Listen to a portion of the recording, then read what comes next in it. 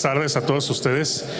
Principalmente quería hacer un agradecimiento a todo el comité de Medical Expo y a su vez a este tremendo panel que tenemos aquí el día de hoy, conformado por grandes especialistas y amigos en el área de las urgencias, a la cual estamos haciendo énfasis el día de hoy con un tema muy particular y muy específico que pues a todos nos apremia en algún momento y que en realidad, como bien lo dice la ciencia de la reanimación, al día de hoy que estamos pues ejerciendo toda esta comunidad médica que nos conformamos el día de hoy, pues bueno, tenemos una gran expectativa en cuanto a las disposiciones tecnológicas que tenemos al día de hoy para la reanimación cardiopulmonar avanzada. El día de hoy, como bien lo comentamos, está este panel bastante diverso, donde tenemos paramédicos, tenemos enfermeros, tenemos urgenciólogos, que en realidad nos van a compartir una perspectiva y un enfoque muy particular en cómo llevamos al día a día estos escenarios de reanimación al cual nos vemos todos expuestos. Quisiera empezar, tenemos una serie de preguntas. La dinámica va a estar diseñada con este orden cronológico que ya tenemos formulado hacia cada uno de los panelistas. Al final tendremos una sesión de preguntas y respuestas donde cada uno de ustedes podrán resolver alguna duda que ustedes tengan o aportarnos algún conocimiento que también quieran sumar el día de hoy. Para empezar, me gustaría cederle la palabra a la doctora Blanca con la primera pregunta que tenemos formulada para usted. ¿Cómo considera o cuál es su criterio que tiene de los escenarios de reanimación, hablando del personal en particular, de 10 años atrás al personal que ya lo lleva a cabo el día de hoy? ¿Cuál es esa diferencia y qué nos podría usted compartir en su perspectiva de este tiempo de experiencia? Muchísimas gracias a todos, un honor estar con todos ustedes. Y bueno, la pregunta me hizo sentir un poquito viejita desde hace 10 años, ¿verdad? Pero ahí les va. Ha habido muchos cambios importantes y uno de ellos es el cambio del ABC al CB y al CBA.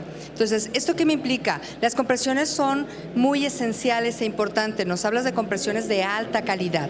Esto debe ser unas frecuencias rápidas y fuertes. Recordemos que ahora se estandarizan más criterios para dar un soporte de vital cardíaco avanzado, en las cuales se da compresiones de 30 por 2, por 5, 2 minutos. Algo importante que ha pasado son las interrupciones.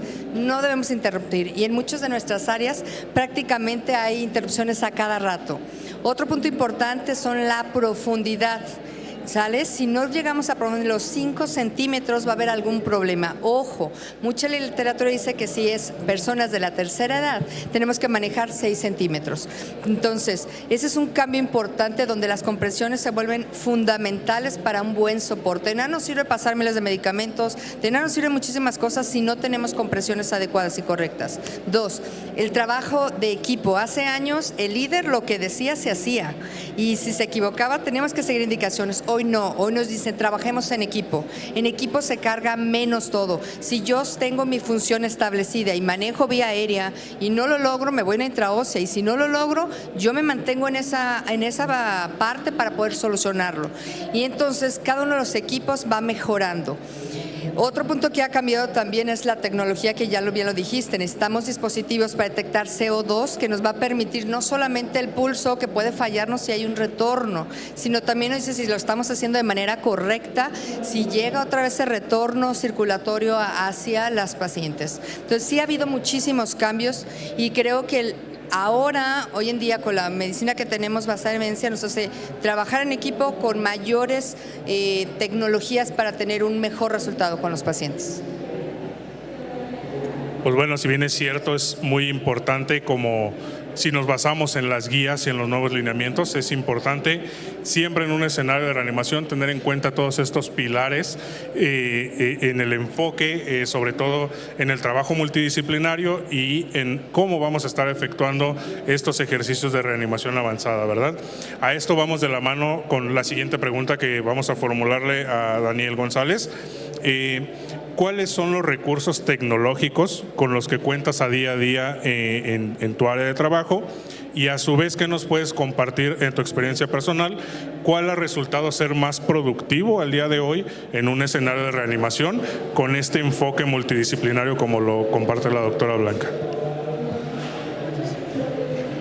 Bien, pues yo tengo la fortuna de ejercer tanto en el ámbito hospitalario como en el prehospitalario, tanto por tierra y por aire en terapia intensiva. Hospital de segundo nivel, prehospitalario de terapia intensiva tierra-aire.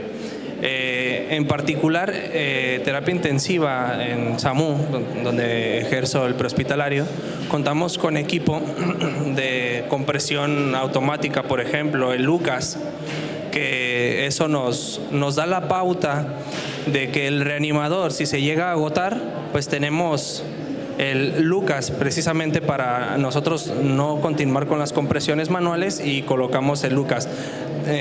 2 baterías, 45 minutos cada una, entonces tiempo suficiente de reanimación. ¿Qué otro dispositivo? Contamos con el LifePak 15, monitor desfibrilador, con cardioversión sincrónica, marcapasos, electro de 12 derivaciones. Tenemos capnografía, monitor de presión invasiva. Tenemos también laboratorio ISTAT para tomar una muestra a lo mejor para ver si de las causas son hidroelectrolíticas, si es trombosis coronaria como nos marcan las guías. ¿Qué otro dispositivo? Por ejemplo, el ultrasonido también lo tenemos en la ambulancia, tanto por tierra como por aire, como nos marca la guía actualmente para las 4 arritmias letales, ver la causa posible, si es neumotórax, si es un tamponade, entonces ir resolviendo la posible causa.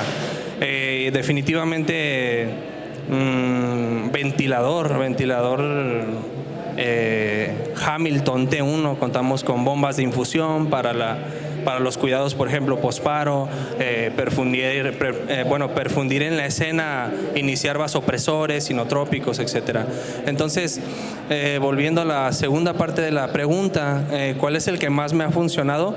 Pues definitivamente en lo particular en el prehospitalario, el equipo que tengo en prehospitalario en SAMU ha funcionado mucho más que en el hospitalario, no por menospreciar, es un hospital de segundo nivel, es un área de terapia intensiva pediátrica oncológica donde trabajo, pero sí se cuenta también con monitor desfibrilador, pero sí hay algunas limitantes que no se tienen a la mano, pues como nosotros lo tenemos por tierra, por aire o en el lugar de la escena en la calle.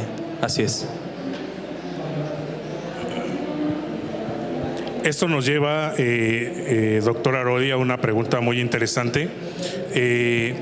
Resaltando un poco la respuesta, la perspectiva que nos comparte Daniel, como bien dice, no por menospreciar, no por alardear, pero la verdad me siento muy orgulloso. Yo también, así como lo decía Daniel, tenemos la fortuna de trabajar en un sistema de emergencias donde por fortuna contamos con todas estas disposiciones tecnológicas que en un escenario de reanimación específico como tal vamos a tener la capacidad de darle ese enfoque, volviendo a lo mismo, como decíamos previamente, con el enfoque multidisciplinario de todos los que conformamos ese equipo de reanimación de alto rendimiento, sumado al equipo tecnológico y las disposiciones que tenemos al día de hoy, ya no utópicamente hablando, ¿no? Ya es tangible aquí en nuestro país, en nuestro estado, y pues así lo llevamos en el día a día. Es por consiguiente, doctor Arodi, a la siguiente pregunta que como decía, vamos de la mano completamente, y yo quería preguntarle a usted cómo visualiza las áreas de urgencias a corto o mediano plazo como el mínimo estándar de equipamiento necesario para confirmar un equipo de alto rendimiento, pero a nivel hospitalario.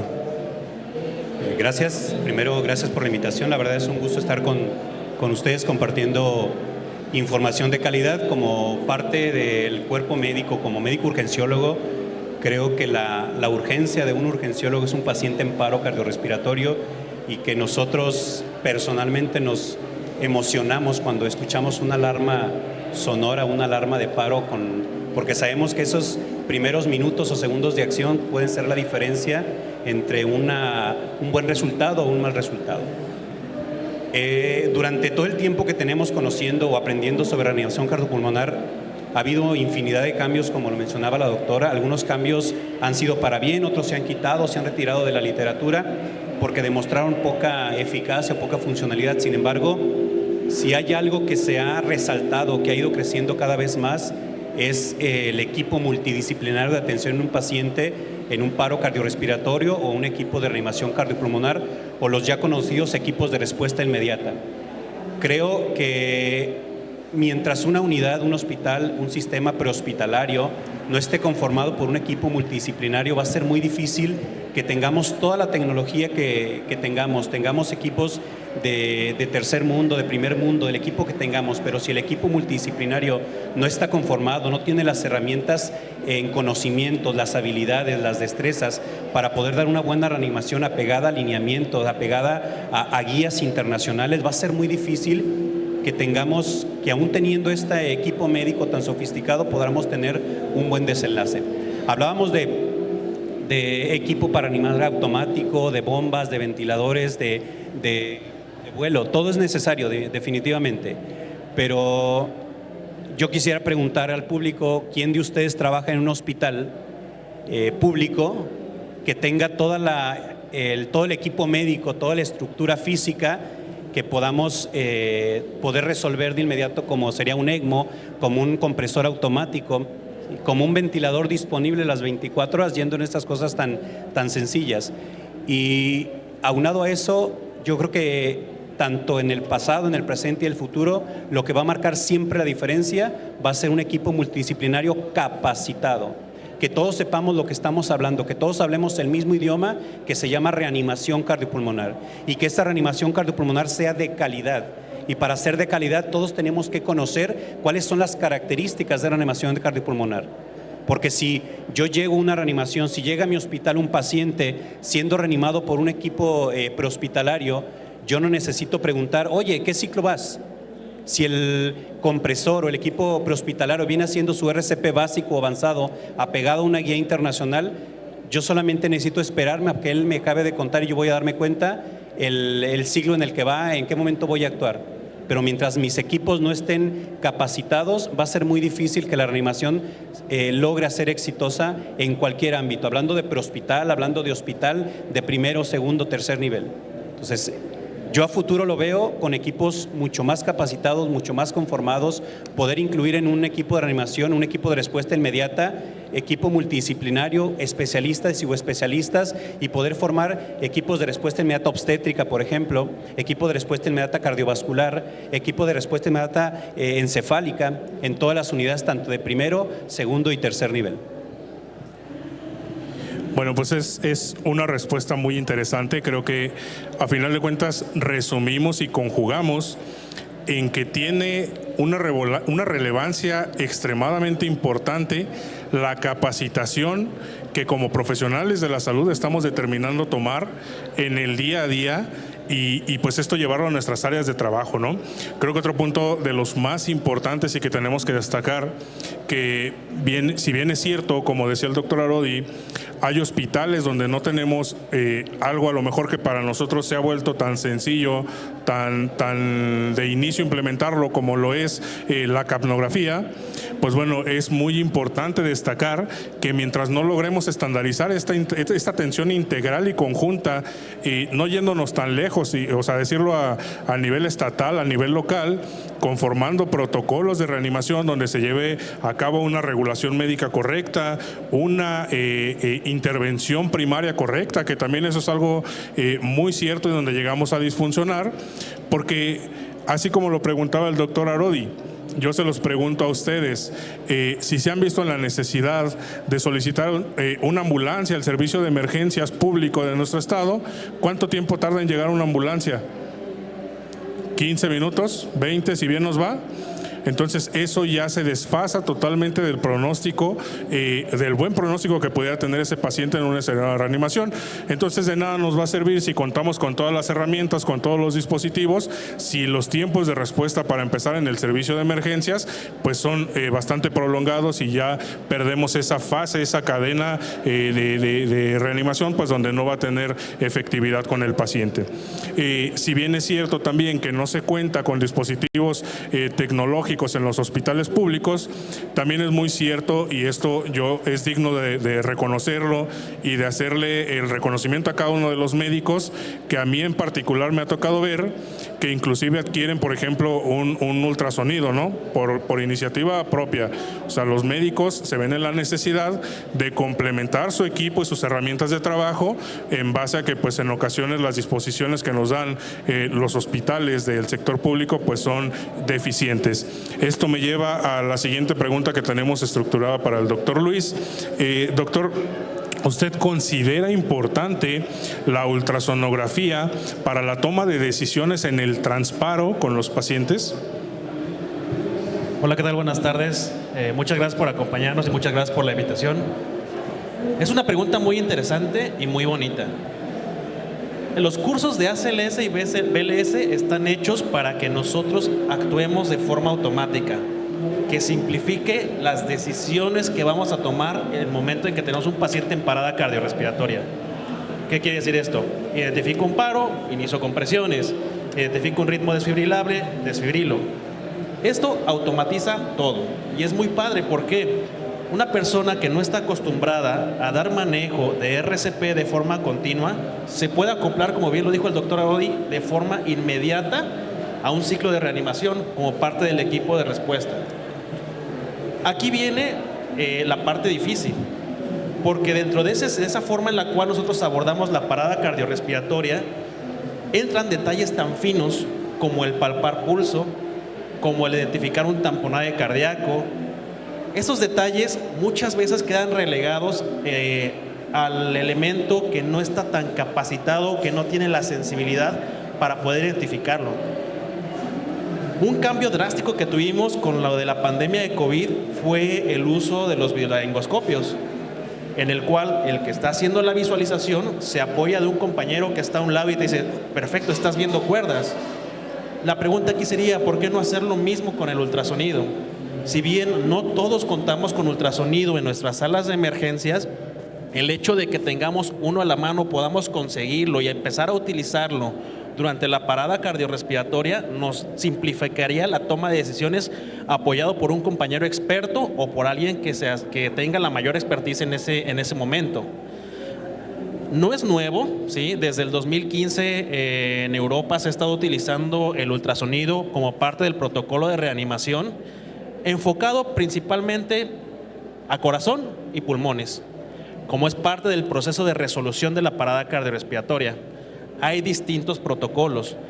¿Qué es lo que hemos aprendido de esos protocolos? Primero, aumentar la sensibilidad.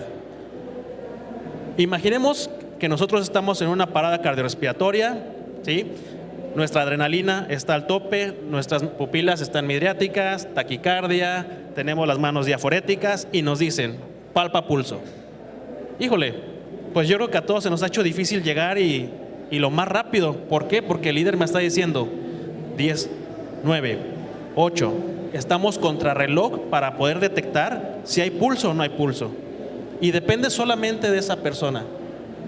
Distinto que lleguemos con un ultrasonido, ventana de 4 cámaras y vemos un corazón bonito, ¿sí? Latiendo con sus paredes contrayéndose, o podemos insonar entonces la arteria carótida y ver cómo se está dilatando, ponerle un Doppler y ver que trae flujo, apoyado por alguien más, no solamente con la sensibilidad de alguien que está bajo estrés y que está bajo una situación en la cual no está completamente adaptado.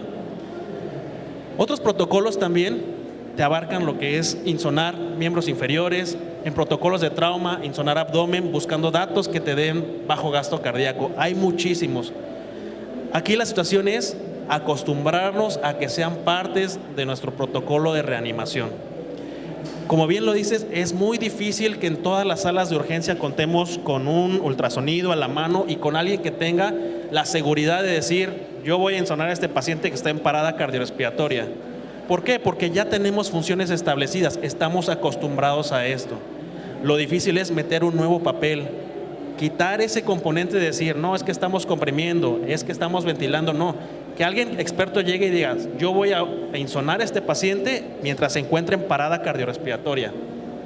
Justo ahí es cuando rompemos ese paradigma y vemos la ventaja que tiene el hecho de realizar la insonancia en estos pacientes. Hay muy pocos estudios, por eso los invito a todos los que nos acompañan a que se enfoquen a ese tema. Si influye en la toma de decisiones, efectivamente influye en la toma de decisiones. En un protocolo de pacientes con parada cardiorrespiratoria pediátricos se ha demostrado que disminuye el tiempo total de la parada cardiorrespiratoria y la mayor parte de los médicos y de los líderes toman en cuenta lo que observan en el ultrasonido para influir en sus decisiones. Eso está demostrado a nivel pediátrico. ¿Qué es lo que nos falta? Que nos animemos en nuestros medios prehospitalarios, hospitalarios, ¿para qué? Para poder tener resultados. Lo que no se puede medir, no se puede mejorar. Entonces necesitamos meterle galleta a esa parte de animarse a insonar a los pacientes en parada cardiorrespiratoria. Muy bien, en definitiva es una respuesta muy acertada. Coincido yo con la parte, sobre todo de la sensibilización, que es algo que a mí en lo personal me ha tocado verlo y experimentarlo ya más en el día a día. Antes yo me acuerdo, pues dijera la doctora Blanca, nos vamos a hacer notar muy viejitos. Yo me acuerdo los escenarios de reanimación que yo tenía hace 12, 13 años y era correr como gallinas descabezadas, ¿no? Entonces, va de la mano también con otro aspecto que decía el doctor Luis, el conocimiento. El conocimiento nos va a hacer perder el miedo, y no existiendo la ignorancia, no va a haber cabida para no ser sensibles y empáticos con esa parte fina de la reanimación, donde ya no tenemos que estar corriendo, ¿no? Para los que nos acompañan, el hecho, hablando pues en una experiencia a título personal, el insonar a un paciente mediante ultrasonografía es un proceso de calma.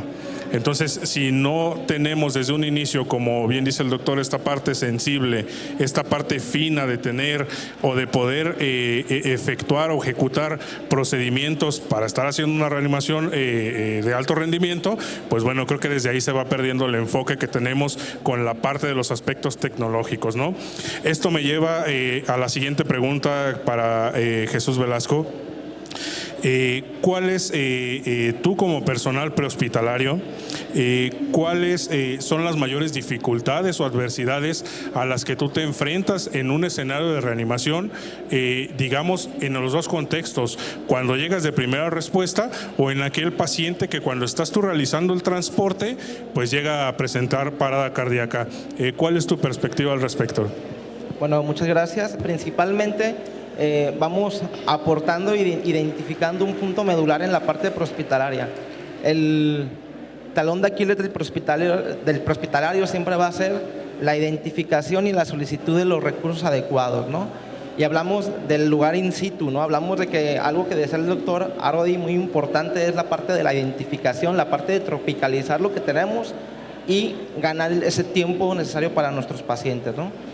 ¿Qué contexto podemos tener ahorita en México, hoy en día en la zona metropolitana? Una complicación importante es el tema de seguridad. No podemos brindar atención prehospitalaria de calidad, no podemos hablar de equipos de alto desempeño a veces, por más que queramos hacerlo, por más que deseemos hacerlo o tengamos las capacidades, si tenemos un contexto de seguridad un poco inestable, y lo sabes muy bien, ¿no? En el tema de seguridad, ¿no? Y también hablamos en los temas técnicos o escenarios muy específicos cuando encontramos pacientes en lugares que son inusuales, ¿no? Pacientes que se encuentran a lo mejor ligeramente atrapados, colisionados, y que le damos una gran ventaja a este paciente cuando hacemos una regulación oportuna. Y a mí me ha tocado darme cuenta de una gran ventaja que sucede, que cuando haces una regulación efectiva y al médico le pones en panorama ahora sí que una preliminar de lo que está pasando, te das cuenta de ese feedback de información que es totalmente asertivo para el paciente, ¿no? Y lejos de tener ya a lo mejor tabús, empezamos a ver cómo la medicina de urgencia en prehospitalario comienza a avanzar, ¿no? Comienza a ser asertiva, ¿no? Es importante también que el prehospitalario aprenda a ubicar que el personal debe de tener las capacidades adecuadas, con los equipos adecuados, en los momentos adecuados. No podemos nosotros creer dar atención de calidad si vamos corriendo con un paciente del cual no le estamos haciendo absolutamente nada, ¿no? extraigo mucho también lo que comenta el doctor Luis. Algo importantísimo es la identificación. La identificación y el abordaje. Si no lo hacemos de una manera adecuada, en el contexto en el que se maneja el prehospitalario, nunca vamos a lograr tener un objetivo cumplido, satisfactorio para nuestros pacientes.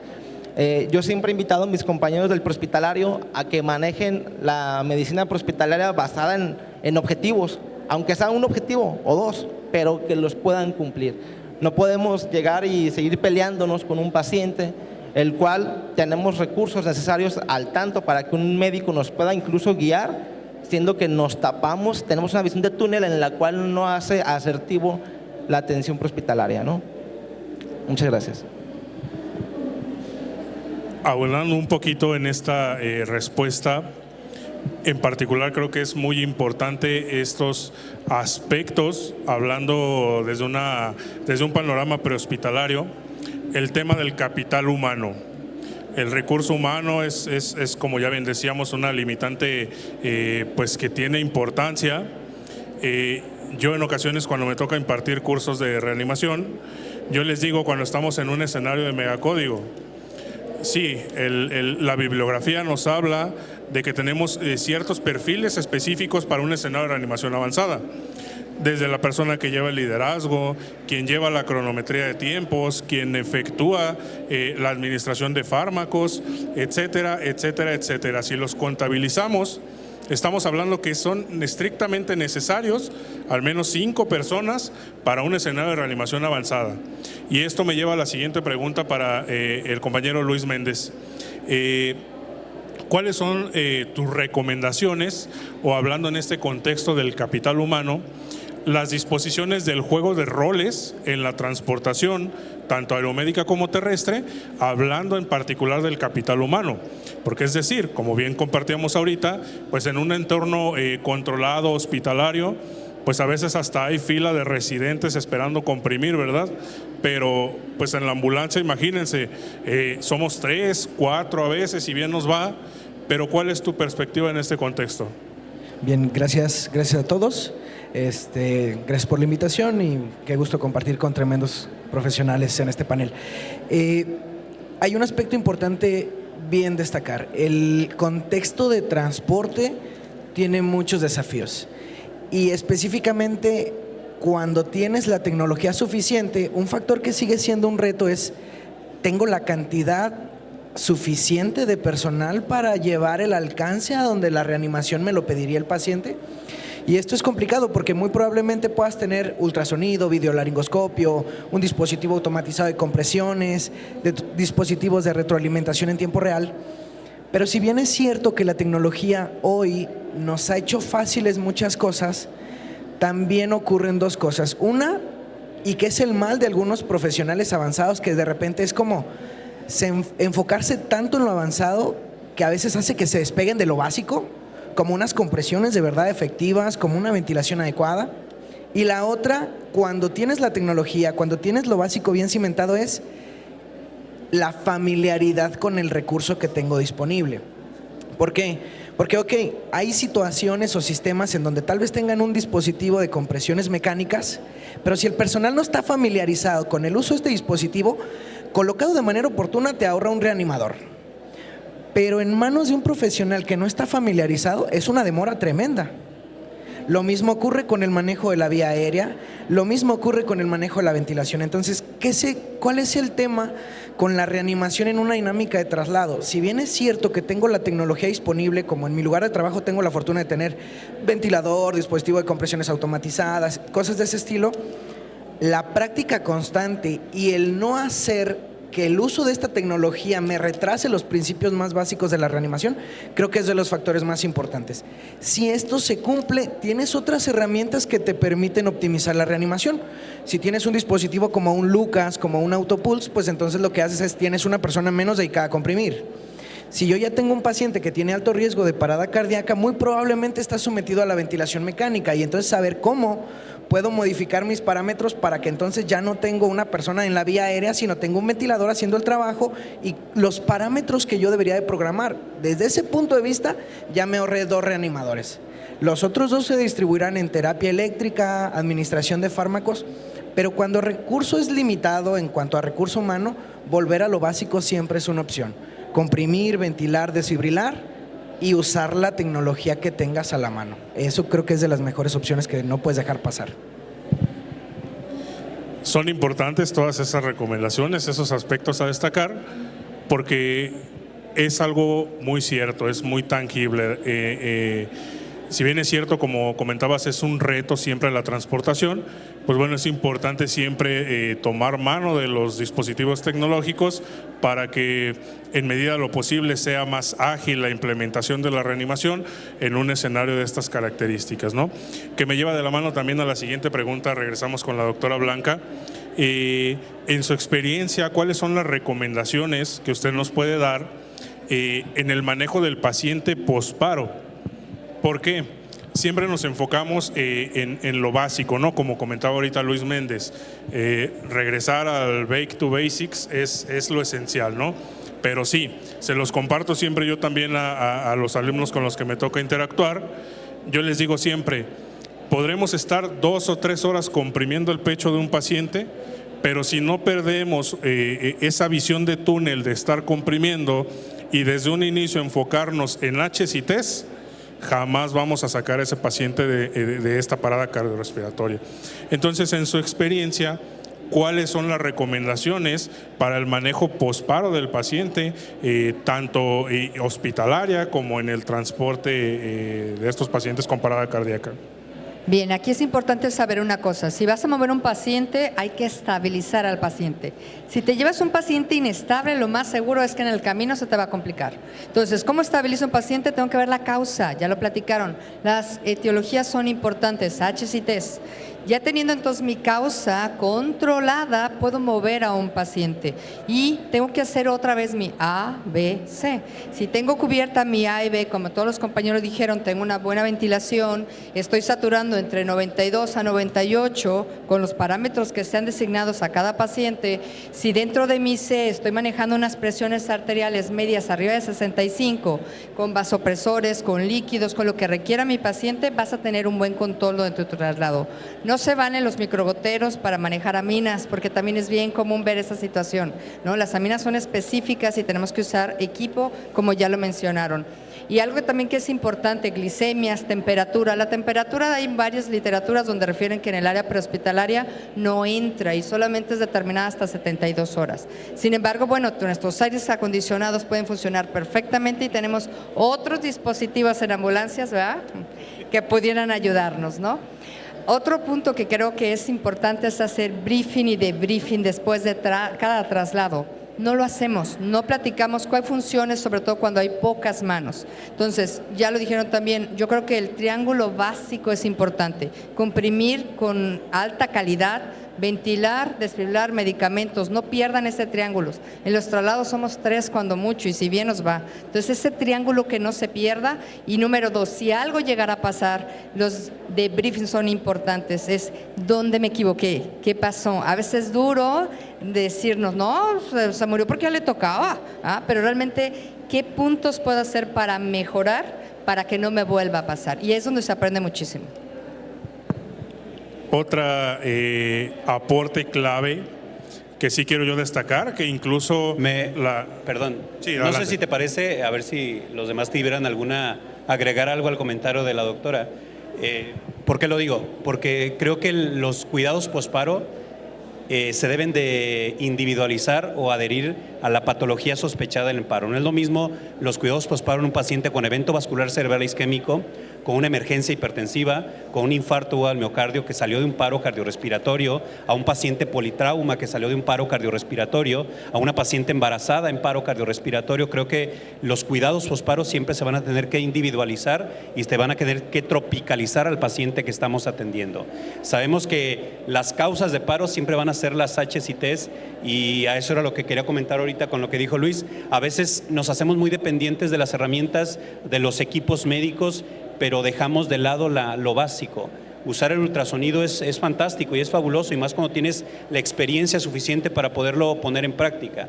Pero no tenemos que olvidar las bases de la reanimación cardiopulmonar, y siempre los cuidados posparos van a ir encaminados a lo que el paciente requiere como cuidado y a lo que yo tengo disponible para un cuidado posparo. Si yo no tengo herramienta para llevar a un paciente a hipotermia terapéutica, o porque la hipotermia todavía no está bien aceptada, o porque yo no tengo mantas térmicas para calentar un paciente, lo tengo que adecuar a lo que yo tengo, siempre apegado a lo más necesario para el paciente. Aportando un poquito a lo que comenta el doctor, perdón. Mencionar que todo el equipo que tengamos, sea mucho, sea poco, sí es indispensable conocerlo. Es decir, si nosotros vamos y tomamos un ACLS y uno de los que está tomando el ACLS me dice, es que en mi hospital no hay ni capnógrafo, entonces no voy a poner atención si tú me estás hablando de usar el ultrasonido en el paro. No voy a poner atención si en el ACLS me estás diciendo que la onda de la presión arterial invasiva. Oye, ¿cómo? ¿De qué me hablas? ¿Cómo que presión invasiva? El hecho de que yo no tenga equipo también es el otro lado de la moneda. El hecho de que yo no tenga equipo en mi institución, que no es mi caso afortunadamente, no quiere decir que no debo aprender o conocer tal o cual equipo. Si yo voy a tomar el curso, de verdad me quiero capacitar, me voy a capacitar como si estuviera en México o como si estuviera en Europa, en Francia, en Italia, en España, en Estados Unidos, Canadá, ¿sí? Y más los que hacemos transportación aeromédica nacional o internacional, porque podemos llegar a un hospital donde se tenga o no el equipo. Si yo lo tengo, lo voy a prestar. Es decir, aquí en México, aquí en Guadalajara, un paciente posparo, lo sacamos del paro de la escena, llego a un hospital, no tienen capnógrafo. Mi monitor desfibrilador está disponible para todo el estado, digo, en cantidades. Mi monitor tiene para capnografía. Instalas una línea arterial, se va a regular a este paciente, tratamos las etiologías, claro que sí también. Bajo mi monitor BIS, por ejemplo. ¿Cómo que monitor BIS? ¿Qué es eso? Hay quien no conocemos o no conocen el monitor BIS. Y hoy en la actualidad existen artículos que nos dicen del pronóstico neurológico del posparo en el BIS, en una escala de 0 a 100. Por arriba de 26 el pronóstico neurológico es bueno. Entonces yo le digo, doc, bajo mi monitor de BIS se lo ponemos. ¿Cómo? ¿Y qué es eso? No, quítate por... Es que yo no conozco ese equipo. Yo tomé la CLS y no me dijeron eso. Yo tomé un diplomado en soporte... o cuidado crítico, cuidado de terapia intensiva y no me dijeron eso. Oye, a ver, espérame, yo también lo tomé y me dijeron que el monitor BIS también me sirve para el posparo, para el pronóstico neurológico, el ultrasonido, tratar etiologías, diagnosticar y regular a mi paciente. Eso sí lo puedo hacer aquí. El hecho de que algunas instituciones no lo tengan no quiere decir que no lo debo aprender. Debemos quitarnos esa etiqueta del de, a ver aquí, ¿quién tiene Lucas? No, es que usted en su hospital no tiene Lucas, pero usted sí. Entonces usted no me escuche y ella sí. No, vamos a capacitarnos como si estuviéramos en un país de primer mundo, porque cada vez más está llegando ese equipo aquí. ¿Sí? Eso quería agregar nada más. Digo, algo que tenemos bien claro es que las guías están, y hoy en día creo que están más al alcance de todos que hace años atrás. Y lo que ha hecho difícil a veces apegarse tanto a las guías es el recurso disponible. Lo que tengo en algunos lugares y que en otros no. Lo que sí creo que es un papel muy importante y que de repente se toca poco, tanto en cursos de reanimación como en formas de trabajo de X o Y institución, es esta dinámica de protocolos locales que no están bien delimitadas en muchos lugares. Ok, es cierto. La guía internacional me dice esto, pero ¿qué crees? A lo mejor mi equipo de trabajo no me lleva o mi tecnología no me lleva a desarrollar tal implementación, pues entonces, ¿cómo establezco un protocolo local de trabajo? Y eso es algo que creo que en muchos lugares de repente no se ha estipulado y a veces es más y esto lo escucho porque también trabajo en un hospital de tercer nivel y es la dinámica más frecuente. Aquí siempre se ha hecho así y creo que ese es el principal problema de esa clase de cosas. En algunas salas de urgencias, en las terapias intensivas, el paciente cae en paro cardíaco y lo primero que hacen es desconectar el ventilador. Dices, bueno, si ya lo tengo conectado al ventilador, modifica tus parámetros para guiar la reanimación. Hay servicio de capnografía disponible en algunos monitores y bueno, no se coloca en todos los pacientes y esta es una realidad. Entonces, creo que el establecer protocolos locales es una parte que definitivamente ayudaría mucho al apego, si es que me estoy desarrollando en un tema institucional o en mi lugar de trabajo, a apegarme lo más posible y estandarizar este cuidado. Sí, totalmente de acuerdo en lo que han comentado mis compañeros. Aquí algo muy importante es por parte del servicio prehospitalario, y también incluso nos falla a veces en el hospitalario, es el seguimiento de los pacientes. Cuando realmente vemos que mi paciente que trasladé con monitorización neurológica tuvo buen pronóstico al final de 30, 60 días, que puede rehacer su vida de forma natural, nos lo creemos. En ese momento es cuando vemos que vale la pena ponerle el capnógrafo, vale la pena reanimarlo con un Lucas para tener compresiones adecuadas, que vale la pena insonarlo al momento de la reanimación para acortar el tiempo de parada cardiorrespiratoria. Mientras no exista ese seguimiento de forma formal, ya sea por algún estudio, protocolo de investigación, o por la misma sensación de decir, bueno, ¿cómo le fue a mi paciente?, va a ser muy difícil que nos la creamos. Y es verdad, muchas veces no contamos con el recurso que debería tener un primer mundo, un tercer nivel de atención. Lo mexicanizamos, ¿verdad?, malamente. Pero el hecho de que veamos que las intervenciones que nosotros tenemos tienen un pronóstico favorable para este tipo de pacientes, yo creo que va a ser el punto clave en decir, híjole, voy a hacerlo, voy a aumentarle.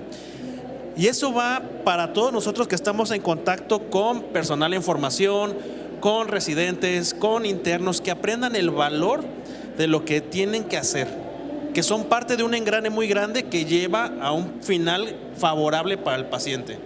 Entonces, igual, la invitación es para todos, seguir investigando en este tipo de escenarios, que realmente en México pues sí falta un poquito más de énfasis en este estudio.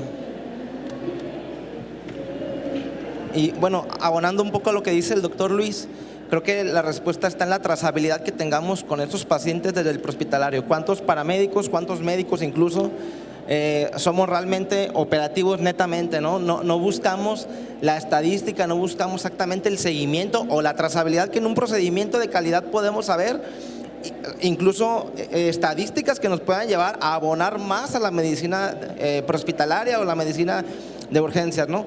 Realmente ocupamos cambiar mucho el esquema de las urgencias prehospitalarias e intrahospitalarias, buscando que el personal de la salud dé una trazabilidad, ¿no? Creo que eso es lo importante, saber en qué destino favorable o no tan favorable tuvo mi paciente, con lo que ya decía el doctor Arodi, a lo mejor con lo que decía también Daniel, con los recursos que hemos tropicalizado, ¿no? En ambas vertientes creo que es muy importante tener el mayor equipo o el menor equipo, pero siempre buscando, como dijo el doctor Arodi, mantener los principios, las bases, ¿no? Dándole esa trazabilidad, haciendo procedimientos, estadísticas, ¿no? Y creo que de esa forma vamos a hacer que el prehospitalario y los paramédicos y los médicos, enfermería, abonemos más. Esa es mi aportación. Yo creo que es importante, y sí, como lo quería destacar desde el inicio con el aporte de la doctora Blanca, inclusive hay un capítulo que la Asociación Americana del Corazón así maneja en la impartición y en la certificación de ACLS, donde se recomienda por completo el debriefing y el briefing como tal. Y esto nos resume a la recomendación inicial que compartíamos ahorita ya de manera extraoficial, con la parte de estructurar protocolos internos en cada una de nuestras dependencias o en las áreas donde estemos efectuando estos ejercicios de reanimación, porque a final de cuentas también, si no podemos medir, si no cuantificamos cuál es la respuesta en la implementación de estos equipos, de estos protocolos o de estos procesos, pues bueno, no vamos a poder tener mejora o tener énfasis en los aspectos que podemos estar mejorando tras cada escenario de reanimación. Y pues bueno, continuamos con las preguntas que tenemos formuladas, en este caso con Daniel.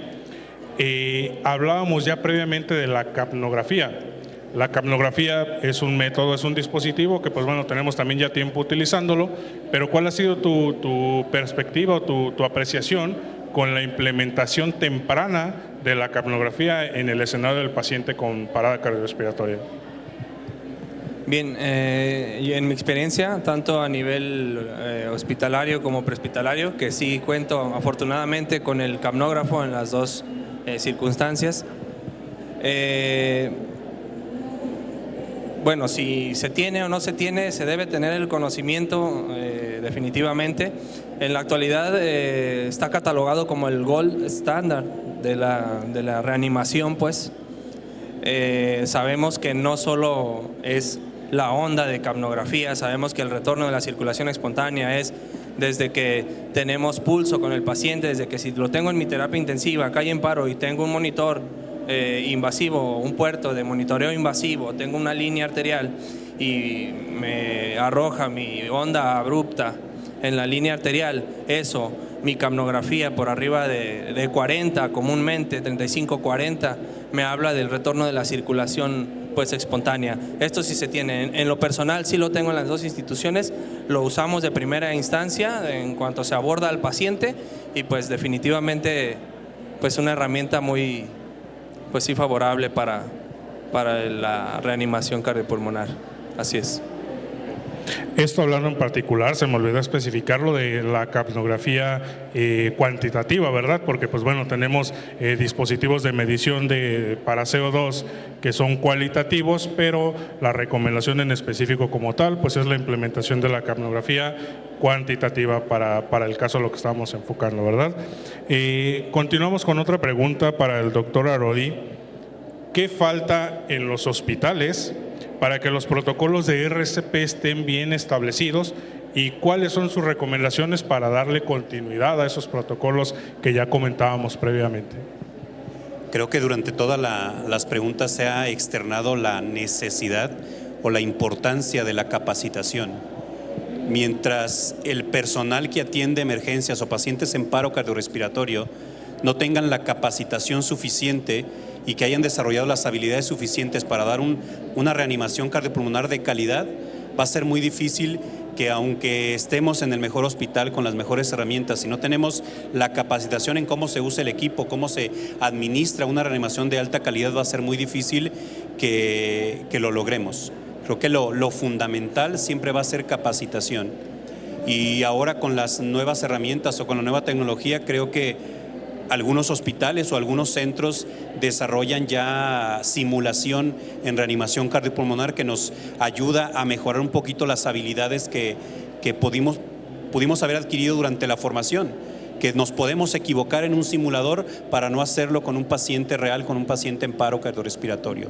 Desde mi punto de vista, la capacitación es el primer paso y la otra, valorar verdaderamente el equipo de reanimación con el que contamos dentro de nuestras áreas de trabajo, porque no nos damos cuenta cuánta falta nos hace, por ejemplo, una enfermera, hasta que no vamos a un curso de simulación y nos ponen a nosotros ser el acceso venoso. Y la respuesta casi siempre es que eso siempre se lo dejamos a la enfermera. No, las habilidades se tienen que adquirir y se tienen que aplicar. No nos damos cuenta qué tan importante es tener conocimiento sobre el manejo de la vía aérea hasta que no necesitamos resolver una vía aérea. Entonces, desde mi punto de vista, lo segundo más importante es valorar al equipo con el que contamos dentro de nuestras unidades de trabajo, al equipo de respuesta inmediata, al equipo de reanimación conformado por todos los especialistas, las diferentes categorías, enfermería, camillería, todos los necesarios para poder otorgar o proporcionar una reanimación de alta calidad. Me gustaría agregar algo más al doctor. La capacitación es importante, pero también nuestro cuidado mental. Un paciente con paro, de veras, trae secuelas, trae ciertas afectaciones y más cuando lo presentamos de manera continua. Entonces, esa capacitación yo creo que sí valdría la pena tener en nuestras instituciones apoyos psicológicos para cuando enfrentamos eso. Se hacen debriefings, a veces se canalizan en los debriefings esas emociones, pero sin embargo yo creo que es importante considerarlo en cada uno de nosotros. Gracias. Es muy importante, las preguntas están formuladas, pero me está llamando mucho la atención cómo la cronología me está llevando de una a otra. Me gustaría mucho a mí resaltar de manera particular el tema en el que estamos coincidiendo con el entrenamiento, la capacitación, la salud mental, que son temas que en realidad yo se los vuelvo a cuestionar a todos los que estamos aquí presentes. ¿Quién en su centro de trabajo tiene en realidad un área de psicología donde estamos llevando nuestra salud mental con un correcto mantenimiento, por así decirlo, ¿verdad? Porque pues es algo a lo que pues eventualmente nos estamos enfrentando día tras día. Y pues bueno, no lo tomamos en cuenta, que si lo volvemos a ver desde una perspectiva de literatura, de bibliografía, la misma Asociación Americana del Corazón también tiene un capítulo en la certificación donde se enfoca en la salud del profesional de la salud tras los escenarios de reanimación y el cómo llega el momento en el que ya pues naturalizamos tanto la muerte que pues nos hace insensibles, ¿no? Esto me lleva a una pregunta para el doctor Luis Jiménez. Ya comentábamos previamente con Dani González, lo aportaba la parte del gold standard, ¿no? Que yo, aunado a las respuestas que estamos teniendo ahorita conjuntamente entre todos, sumaría como en esencia el gold standard la capacitación y el entrenamiento del personal de salud.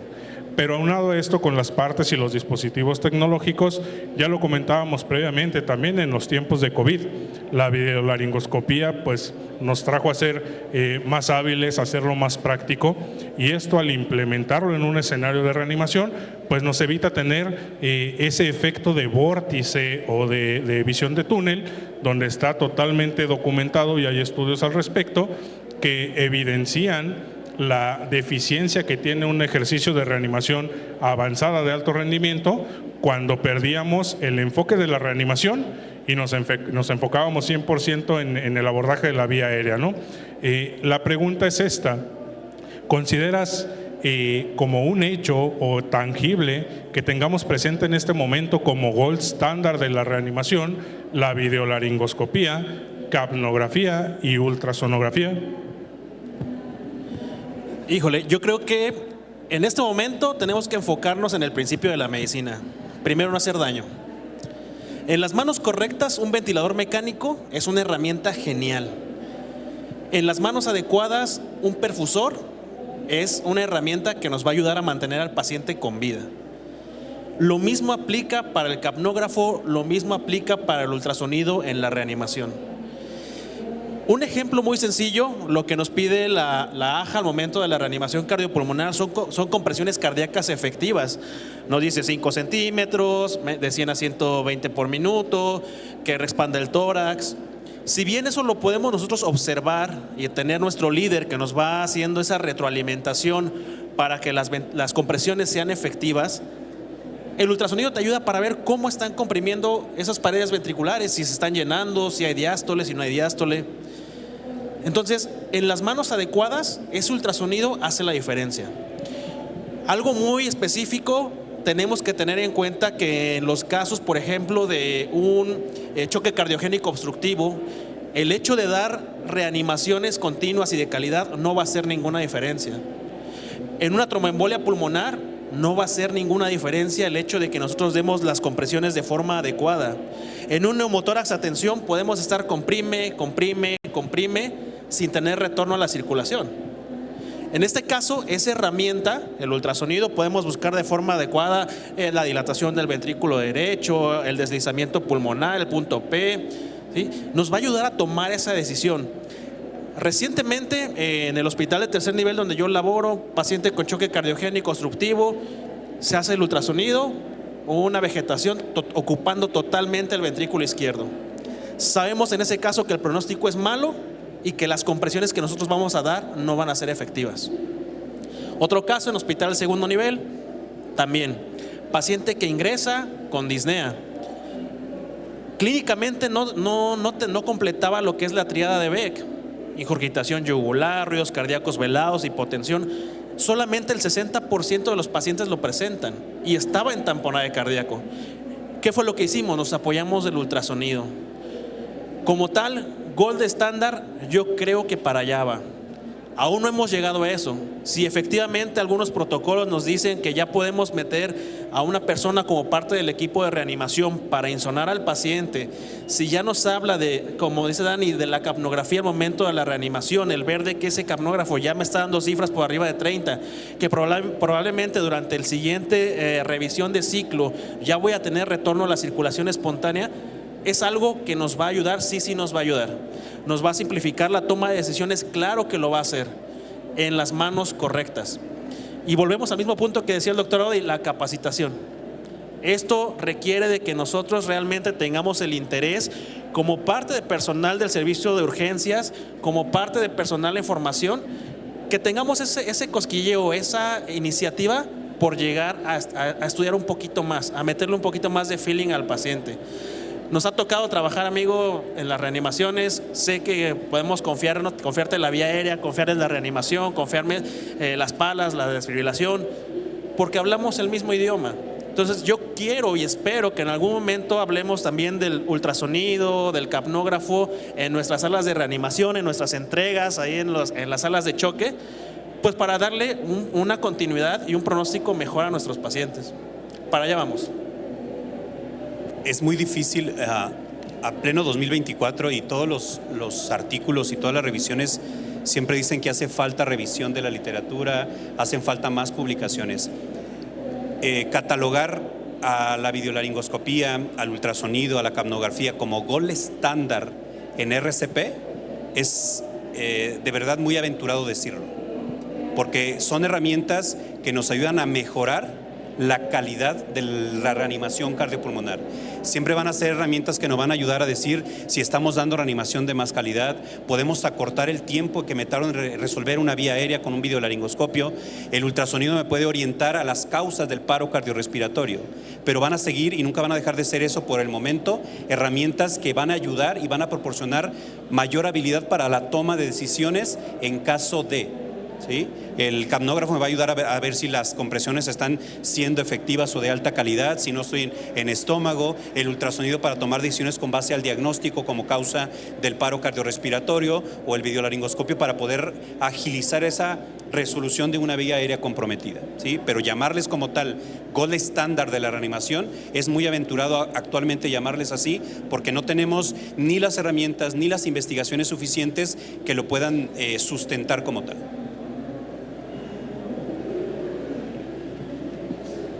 Digo, agregando un poquito a lo que dijo el doctor, creo que va muy de la mano incluso con las herramientas de monitoreo.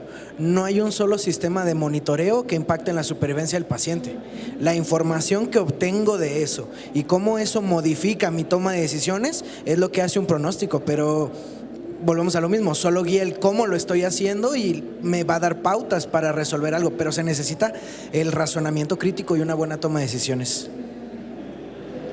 Pues bueno, muy importante las perspectivas, ¿verdad?, que estamos construyendo aquí. Y eso me lleva a la siguiente pregunta, Jesús Velasco. Con los aportes que hemos estado estructurando a lo largo de estos minutos, ¿cuáles consideras que son los factores de mayor importancia para la implementación de una RCP de alto rendimiento, sobre todo en el área prehospitalaria? Ok, importantísimo, somos muy redundantes en la parte de la práctica. Creo que la práctica bien auditada, no la práctica nada más por hacer una práctica de amigos, no es una práctica efectiva, ¿no? Hay que buscar darle una trazabilidad también a la parte práctica, porque los equipos de alto rendimiento, incluso hablaban de Europa y en otros lados, no nacen de un día para otro, nacen por la práctica, ¿no? Pero debemos de hacer una práctica auditable que vaya estar basada en objetivos, ¿no? Entonces, la reanimación del prehospitalario va a radicar principalmente en que sepa identificar sus capacidades, para empezar. Que esté en un buen entorno de un sistema de atención a urgencias y emergencias adecuado a las posibilidades de su entorno, de su ciudad, y que te empiecen a trabajar con la parte de los procedimientos y la capacitación, porque no podemos tener procedimientos que tienen una trazabilidad de 5 o 6 puntos si las políticas nada más son 2, ¿no? O 1. Entonces no vamos a llegar a ningún objetivo nunca. Entonces el prehospitalario, a nombre del prehospitalario en la zona metropolitana en Jalisco, creo que tiene muchas vicisitudes, tiene muchos declives que no quedan en el prehospitalario, pero afortunadamente las más importantes nacen del propio personal en la toma de decisiones, ¿no? En decir qué capacidades tengo yo para yo poder pedir y solicitar. Algo comentaba muy importante Daniel, hablábamos de muchos equipos que a lo mejor suenan ostentosos o caros, ¿no?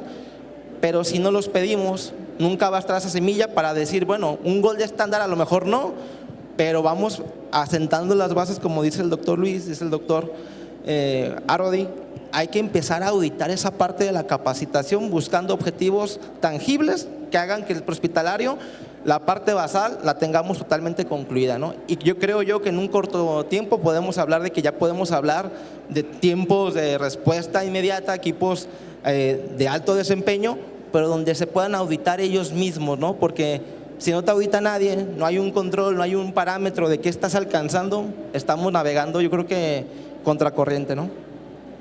Es muy importante y redunda también a lo que comentaba Luis Méndez previamente, la parte o el factor de, como dicen, a lo que hacías alusión previamente, aquí siempre se ha hecho así, ¿no?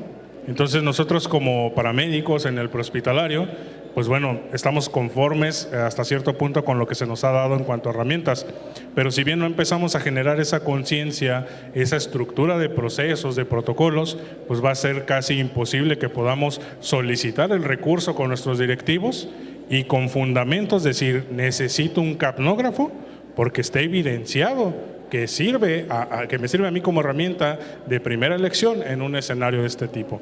Entonces, ¿va a compartirlo? Nada más quiero resaltar la labor tan importante del personal prehospitalario al momento de ser los primeros respondedores. No sé si sepan, pero en México todavía no hay un respaldo legal que a un paramédico le autorice manejar una vía aérea. Y en Jalisco, en Guadalajara, la verdad hacen una labor fabulosa al resolver la vía aérea, tienen las habilidades y tienen los conocimientos. Por eso es que hay algunas instituciones que están implementando subir a un médico al sistema prehospitalario para tener ese respaldo. Si bien hay avances en la legalidad en ese aspecto en México, pero aún no se ha sustentado como tal porque no ha habido una universidad que quiera respaldar la habilidad, pero el trabajo que hace el sistema prehospitalario o el paramédico como primeros respondedores es fantástico. Si no estuviera ese personal que nos traslada a los pacientes al hospital, no sabríamos en las condiciones, o a lo mejor sí sabíamos cuando lo llevan los familiares, pero ya se le dio un manejo inicial, ya se le dio una acción, ya pudo ser la diferencia entre un buen resultado o un mal resultado. Para aportar algo de lo que comenta el doctor Arodi, la norma oficial mexicana 034, donde dice que el paramédico avanzado puede ser encargado y tripulante de una unidad avanzada, no de terapia intensiva, que es donde se solicita el médico. Es decir, el paramédico avanzado sí puede intubar a un paciente vía aérea crash. Si es inducida por fármacos, ahí es la limitante que menciona el doctor. Pero un paramédico avanzado sí puede intubar a un paciente como vía aérea crash en México por la norma oficial mexicana 034. Ahí, hablando terapia intensiva, vasopresores, aminas, intubación inducida con fármacos, ahí sí debo reconocerlo. En la 034 también me dice terapia intensiva a tu unidad. Subes a un médico que tenga conocimientos de atención del paciente crítico y atención prehospitalaria, es decir, el doctor tiene conocimientos de atención de paciente crítico, pero no tiene un curso prehospitalario, o sea, va de la mano. Es médico urgenciólogo, es médico anestesiólogo, es médico intensivista, es médico general con curso diplomado de atención del paciente crítico, pero no tienes una capacitación de atención prehospitalaria. Ante la norma oficial mexicana no tienes que estar haciendo nada en esa área, en esa ambulancia de terapia intensiva. Entonces, volviendo a lo que comenta, sí se puede intubar una vía aérea crash, nada más. Muchas gracias. Bueno, nada más abonando un poco, porque es un tema también difícil, el tema legal es un tema para otra ponencia más, obviamente, y abonando lo que dice el doctor Arodi, creo que es importante que el desconocimiento actualmente en el prehospitalario es abismal, y para no alargar más el tema del soporte legal, eso va a depender también del desconocimiento y del soporte que te dé cada institución, porque hay instituciones que te va a decir, yo tengo un consejo técnico y una dirección médica que me da un soporte en base a tales protocolos, procesos, procedimientos, ¿no? Pero si no tenemos esos filtros, esos anillos, esa laguna de desinformación va a hacer que incluso el prehospitalario no pase de ahí, se mantenga ahí, nada más. Y algo que tiene que vencer el prehospitalario y que tenemos que vencer a todos los colegas prehospitalarios es esa parte del miedo de poder decir, ¿sabes qué? Yo he escuchado respaldos médicos, línea 46, la 14, centro médico, en base a la regulación médica con el despacho efectivo incluso de las unidades con las personas que ellos consideran adecuadas. Desde el despacho te van pidiendo un recurso técnico, ¿no? Hablando, por ejemplo, un caso de una persona sepultada, que a nosotros nos tocan por unidad de rescate, por ejemplo, desde que te etiquetan el tipo de paciente y el recurso, tú ya vas vislumbrando y puedes ir haciendo una coordinación efectiva.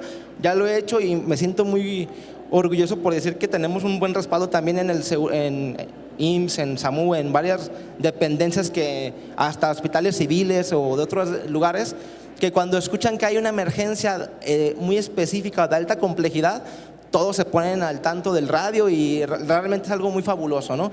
Pero creo que debemos nomás decirle al prehospitalario que rompa ese miedo al desconocimiento, ¿no? Allá afuera hay un mundo increíble y confiar en los procesos que pueda haber acá atrás con los médicos que nos pueden incluso llevar de la mano, ¿no? Sí, claro. Yo creo que aquí la parte fundamental o esencial es lo que buscamos nosotros para los pacientes, los que están del otro lado, los que requieren del apoyo. Indudablemente va a haber áreas grises en las cuales nosotros vamos navegando, pero como dicen ustedes, se cuenta con el apoyo, como dice Jesús, se cuenta con el apoyo de la regulación, se cuenta con el apoyo del personal médico en la sala de urgencias, que muchas veces, para bien o para mal, les pone a veces hasta condiciones, no, tráetelo, pero pues tráetelo ya intubado, tráetelo ya con manejo de la vía aérea. Y nosotros lo vemos desde el lado de las urgencias y dices, pues sí, amerita el paciente, tráetelo. Tampoco vemos las condiciones en las cuales están laborando o están ejerciendo ese manejo avanzado de la vía aérea. Pero cuentan con ese respaldo y yo creo que es parte de sacarle jugo a esa área gris. Oye, doctor, ¿cómo ves? Está tronado este paciente, le vamos dando con confianza, ¿verdad? Vamos a darle, ¿por qué? Porque está ese respaldo por parte de la persona que los va a recibir del otro lado, ese respaldo por parte de la regulación médica. Entonces yo creo que es algo de lo que se ha beneficiado, esas pequeñas áreas grises es algo en lo que se ha beneficiado los pacientes y los que reciben la atención. Y sin dejar de lado sobre todo la profesionalización del paramédico, de la mano con las directrices de las instituciones, ¿no? Que a final de cuentas es lo que nos va a resumir favorable para esos pacientes, ¿no? ¿Vas a aportar algo? ¿No? Muy bien, bueno, pues esto, dentro de todo lo que hemos estado construyendo, vamos a cerrar este panel con una pregunta, hablando de utopías, hablando de mundos perfectos. Luis hace poco acaba de tener una certificación como ECMO especialista y me gustaría compartir tu perspectiva, Luis. ¿Cuáles son las recomendaciones, alcances y cuál es la situación actual en nuestro país de someter a un paciente a una reanimación cardiopulmonar extracorpórea en este caso, dejando de lado a lo mejor el tema de si el recurso, de que si somos capaces o no, cuál es el criterio o la estandarización internacional para tener estas disponibilidades tecnológicas? Bien, algunos de los aspectos, y creo que los más importantes que se tienen que cumplir para considerar esto como una posibilidad, es la selección correcta del paciente. Para empezar, tiene que ser un paro cardíaco presenciado. El paciente tiene que tener un periodo de no más de 10 minutos de compresiones de verdad de calidad, y tiene mucho que ver con el juicio clínico del reanimador de decir cuál es el pronóstico de mi paciente. Creo que son 3 líneas así, donde muchos pacientes de repente se descartan, porque por ejemplo de repente paro cardíaco extrahospitalario ya tiene mucho en contra, uno por tiempos de respuesta, independientemente de esas situaciones, pues ya vas en contra. 2, un reto importante es la retroalimentación de la reanimación que estoy ofreciendo. Ok, llevo 10 minutos, pero ¿cómo ha sido mi reanimación en ese escenario? Tengo la capnografía disponible, que si bien es cierto, me permite medir la calidad de mi reanimación, también es un factor pronóstico para decidir parar la maniobra de compresiones. Y la otra es, ¿qué le espera a mi paciente si logra salir o si implementa esta terapia? Entonces, es difícil porque creo que todavía estamos muy lejos. Sí es cierto, en México hay hospitales en donde esta terapia es una realidad, pero todavía está lejos. La realidad es que está lejos por ciertos criterios. ¿Y a nivel hospitalario? Creo que es más accesible, pero tiene también demasiados retos. Que esté el recurso disponible, que sea la posibilidad de medir la reanimación que le estás ofreciendo al paciente, porque seamos honestos, las guías son muy claras, te dicen 5 centímetros de profundidad. Estudios de maniquí de alta fidelidad demuestran que el 82% de las compresiones no logran la profundidad correcta. Si no tengo la forma de medir si la profundidad que yo doy a ciegas es efectiva, cuando estadísticamente más del 80% de las compresiones no son lo suficientemente profundas, ¿quién me dice que esos 10 minutos de maniobras de verdad son de calidad? Si no tengo un dispositivo de capnografía que me permite evaluar la interacción corazón-pulmón para saber que una capnografía por abajo de 10 por 10 minutos es un criterio de reanimación, pues a lo mejor mis intentos de reanimación no serían tan extendidos y podría decidir, ¿sabes qué? Es momento de parar.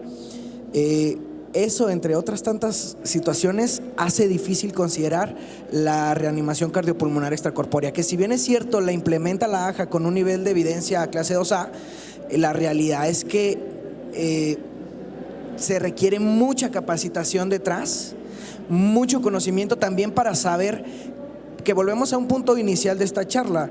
El médico, si el médico de la sala de urgencias conoce este tipo de terapia y conoce los criterios para iniciarla, la puede considerar, pero si la desconoce, aunque el criterio está disponible, definitivamente va a ser un factor limitante. Entonces, sí, todavía hay muchos aspectos que romper, pero en algunos hospitales de México es una realidad la reanimación cardiopulmonar extracorpórea. Muy bien, en definitiva, entonces creo que resumimos que es multifactorial todavía el hecho de decir que sea algo tangible. Sin embargo, pues es evidencia, es ciencia la que se está implementando y no es algo que sea imposible, creo yo. Hay países de primer mundo donde ya se implementa y qué gusto, qué fortuna que en algún momento podamos decir que México estamos en ese nivel, estamos en esa perspectiva, que hemos logrado los estándares de profesionalización desde las áreas técnicas, como ya lo decíamos ahorita, la estandarización de los procesos a nivel hospitalario, en los centros de regulación, en las directrices médicas de cada una de las instituciones y puede resultar algo conjunto y favorable para los pacientes de manera conjunta en todos los sectores en los cuales pues, nos desarrollamos nosotros día a día. Si quieren algo que aportar, si no, el doctor Luis quiere presentarnos por ahí unos videos, un caso muy en particular donde tuvieron en un escenario de reanimación la implementación de ultrasonografía y pues bueno, tuvieron por ahí buena respuesta con este paciente. No sé si mientras nos ayudan acá los chicos de audio y video, con el video que tenemos pendiente del doctor y mientras nos va platicando el doctor Luis qué fue lo que se vivió en este caso. Sí, ¿qué tal? Sí. ¿Nos arrimamos? Ya los moví a todos.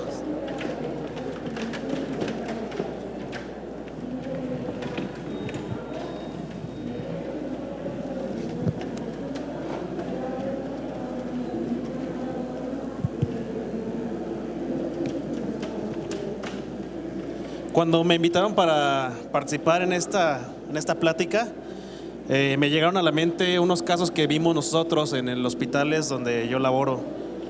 Y me parece muy, muy bonito porque les preguntaría aquí, ¿quién ha usado un ultrasonido? Levante la mano, por favor, ¿quién ha usado un ultrasonido en un paciente? A varios ya los conozco, ok, excelente. Ahora, levante la mano, ¿quién ha usado un ultrasonido en un paciente en parada cardiorrespiratoria? Un poquito más, un poquito menos. ¿Qué es lo que yo les recomiendo? ¿Sí? Esta imagen la tomé del artículo del doctor Zamarrón, que la verdad se me hace muy interesante. Vean cómo le vamos dando un espacio al ultrasonografista experto, ¿sí? Y ojo, mencionamos experto, ¿sí? Pero ustedes tienen la oportunidad, ¿sí?, de tomar algún curso de ultrasonido, POCUS.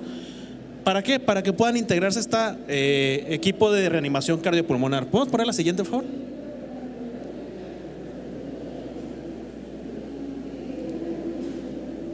El número 3. Bueno. ¿Qué es lo que nos recomiendan? ¿Sí? Nuevamente, como ya identificamos aquí, es el algoritmo clásico de la AJA, del RCP, perdón, para paro cardiorrespiratorio avanzado. Noten qué es lo que vamos a hacer. Vamos a integrar el ultrasonido, vamos a insonar corazón, vamos a insonar pulmón. Dependiendo del caso en paciente traumático, lo primero que vamos a ir a hacer es insonar abdomen. En pacientes que tienen parada cardiorrespiratoria no traumática, lo que nos recomiendan es insonar primero extremidades, ¿sí? ¿Puedo pasar al siguiente video? Ahora, para las personas o los compañeros que están aquí presentes que no han estado durante una parada cardiorrespiratoria, vean que tenemos un equipo portátil, ¿sí? Probablemente la calidad de la imagen no es la mejor. No podemos hacer mediciones de forma exacta. ¿Por qué? Porque se está dando reanimación cardiopulmonar. Pero podemos apreciar una imagen muy clara, que se las vamos a compartir a continuación.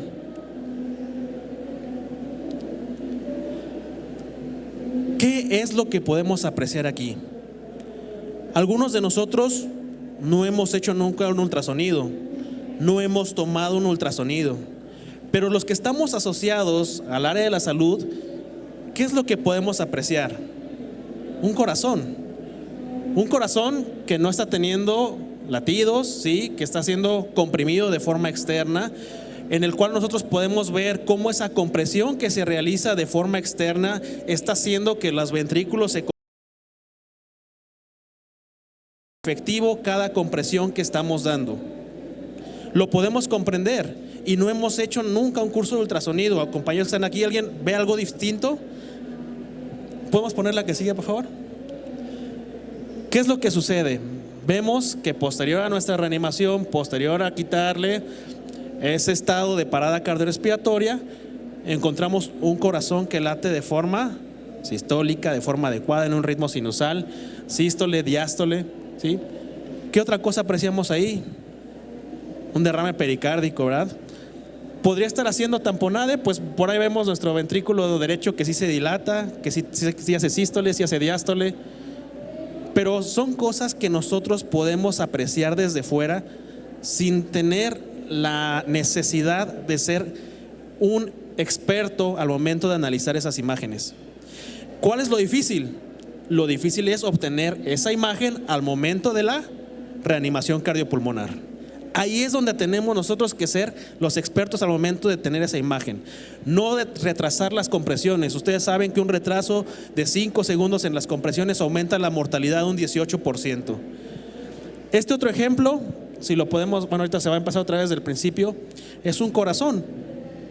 Mis residentes me decían, es un paciente con taquicardia, doctor, fíjese que no le podemos quitar la taquicardia, está hipotenso, ya tiene norepinefrina. Ok, este paciente tenía un choque cardiogénico obstructivo, ¿sí? ¿Qué es lo que se aprecia ahí? Todo el ventrículo ocupado, ¿sí? Por una vegetación. Este caso se va a publicar en el CIAM. Es un paciente que hizo una endocarditis infecciosa con una vegetación tan grande que ocupaba todo el ventrículo izquierdo, en el cual las reanimaciones y la compresión no iba a ser efectiva. ¿Por qué? Porque no hay volumen sistólico. El que sigue, por favor.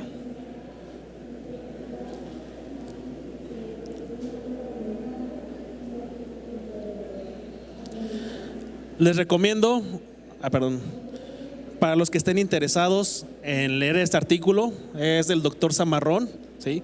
Es muy interesante, lo pueden ustedes apreciar, encontrar lo que les acabo de mencionar. Había otros videos, desafortunadamente no se pudieron abrir, pero ¿qué quiero dejarles yo de esta plática con estos videos, con estas imágenes, con este artículo? Anímense, háganlo, no retrasen la atención, sino sean complemento de ella. Anímense a agarrar el ultrasonido, tómenlo, llévenlo a su sala de choque, aplíquenlo a los pacientes para parada cardiorrespiratoria, prehospitalario, extrahospitalario. Si cuentan con los recursos, por favor, aprovéchenlos. ¿Vale? Gracias. Bueno,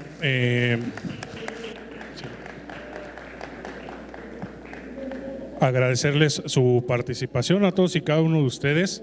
Creo que nos construyó demasiado todos los aportes que dieron el día de hoy, pero me gustaría escuchar de ustedes. No sé quién tenga alguna duda, algún cuestionamiento que quieran hacer.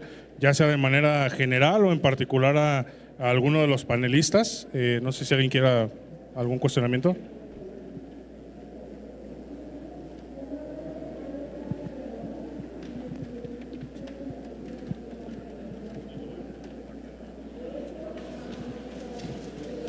Buenas tardes. Yo soy la doctora Marisol Aguirre. Tengo el gusto de haber trabajado y conocer a muchos de ustedes. Un honor para mí. Y yo, más que hacer una pregunta, porque creo que fueron muy claros en cada uno la perspectiva que tiene, quisiera dar mi punto de vista a lo que ustedes me transmitieron. Y a mí ustedes me transmitieron que lo que realmente se necesita es el equipo de alto rendimiento. Hablando de un equipo de alto rendimiento que pueda trabajar solo con las manos o que pueda trabajar con capnógrafo, con ultrasonido. Y creo que aquí tenemos un ejemplo claro de lo que es personal capacitado en un equipo de alto rendimiento donde se puede hacer una reanimación exitosa con o sin dispositivos tecnológicos. Gracias a todos por sus aportaciones. Muy buena charla. Gracias. ¿Alguien más que tenga alguna pregunta, algún comentario? Muy buenas tardes a todos. Bueno, yo soy la presidenta del Colegio de Urgenciólogos y me da muchísimo gusto verlos aquí, agradecerles su asistencia al panel de expertos que igual que la doctora Marisol conozco a varios de muchos años. Yo tengo tiempo, como 10 años, con un tema que se llama equipos de reanimación efectiva y ya hasta les digo en carrilla que ya me publiquen como en los teatros, ¿no? Las 1001 representaciones. Porque yo estoy convencida que si el laringoscopio no tiene pila, que si el tubo no está en el carro de paro, ¿verdad? Que si las tomas de oxígeno no funcionan, ¿de qué sirve toda la ciencia tras la reanimación, ¿verdad? Entonces, esto es, como ustedes lo dicen, todo lo que estamos aprendiendo de la AJA, pero también toda esa preparación y toda esa tener esos equipos de reanimación efectiva en todos los niveles. Es muy triste escuchar que te digan que en los pisos de medicina interna nunca han visto desfibrilar a un paciente, ¿verdad? Que te lo digan así. Nosotros no vemos que agarren el carro de paro. Entonces, esto tiene que empezarse a dar a todos los niveles, no solo urgencias, no solo prehospital, todo el hospital en forma lineal y en todas las áreas. Y además, bueno, pues la reanimación cardiopulmonar también para las áreas que no son médicos. Todos tenemos la obligación de enseñar a nuestra familia también los primeros auxilios en RCP, ¿verdad? Entonces, muchísimas gracias, de verdad, comentarios muy acertados, aportaciones muy acertadas y de verdad que muchas gracias por estar aquí. Creo, doctora, que si bien la mayoría de los que estamos acá somos o formamos parte o hemos formado parte de un hospital escuela, replicar buenas prácticas siempre debería de ser lo más adecuado. Que yo vaya a un hospital, a una institución, a un servicio donde vea algo que me gusta, que se ha visto que funciona, yo podérmelo llevar a mi hospital y poderlo replicar. Creo que algo que se nos olvida, y probablemente eso es lo que pasa en todas las áreas de hospitalización, ahora que a mí me corresponde recorrer todos los hospitales del estado de Jalisco, en muy pocos servicios de urgencias, lo digo así con tristeza, porque en pocos servicios de urgencias y evidentemente en ni una área hospitalaria fuera del servicio de urgencias se hace o se practica algo que se llama preparación. De verdad es triste y para muchos de ustedes puede ser frustrante que ustedes tengan que intubar a un paciente con múltiples secreciones en cavidad oral, que prendan el aspirador y no funcione. Que lleguen a un servicio de urgencias, que revisen un carro rojo, lo necesitan, lo abren, agarran el laringoscopio y no prende porque está fundido.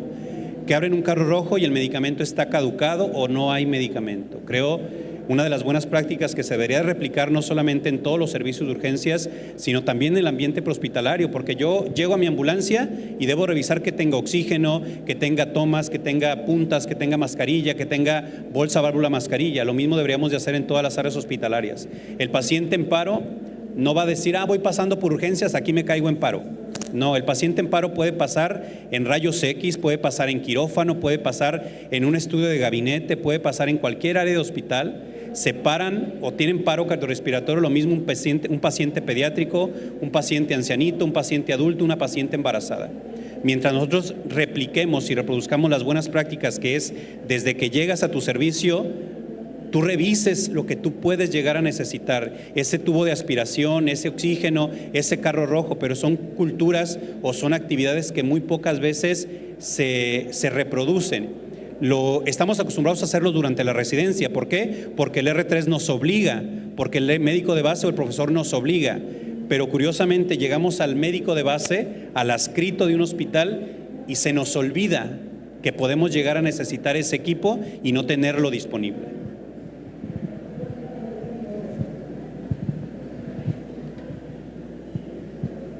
¿Alguien más tiene alguna duda o algún comentario?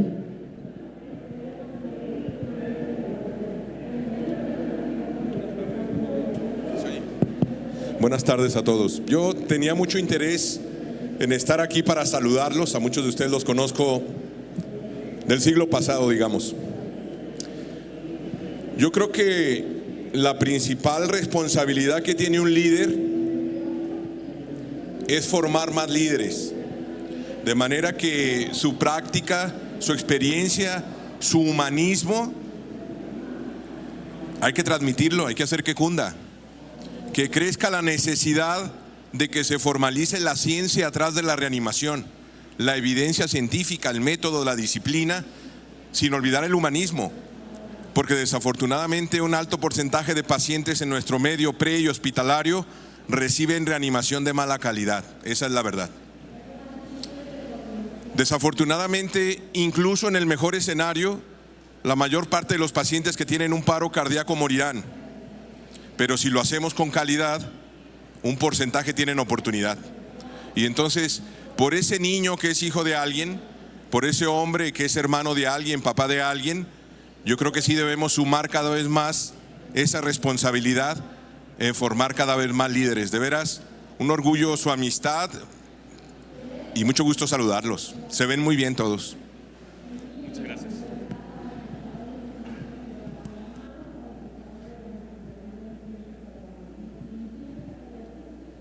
Sí, hola, ya está. Gracias. Buenas tardes a todos. Soy la doctora Leslie Rivera, médico urgenciólogo también, ahorita directora del Centro de Simulación del IMSS en Jalisco, el cual es su casa. Y me da mucho gusto, de verdad, mucho orgullo.